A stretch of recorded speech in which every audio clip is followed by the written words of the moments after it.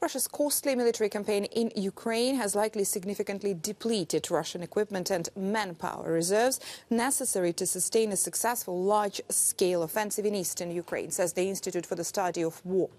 Russia's inability to regenerate expanded mechanized vehicles in the short term further restricts Russian maneuver warfare capabilities. Now, the International Institute for Strategic Studies reported that Russia lost about 50% of its T-72B and T-72B3M tanks. The timely Western provisions of tanks and armored vehicles to Ukraine would further offset Russia's ability to conduct mechanized warfare as Russia struggles to restart its defense production in the immediate term.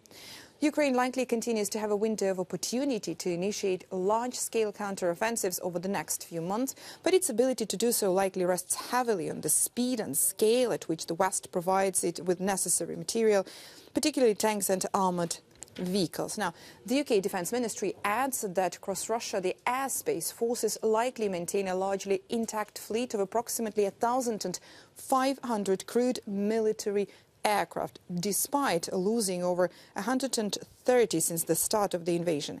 It is unlikely that the airspace forces are currently preparing for a dramatically expanded air campaign, as under the current battlefield circumstances, it would likely suffer unsustainable aircraft losses. Overall, Russian air power continues to significantly underperform in the war, constrained by a continued high threat from Ukrainian air defenses and dispersed basing due to the threat of strikes against Russian airfields. Russian combat jets operate almost exclusively over Russian-held territory, preventing them from carrying out their key strike role effectively.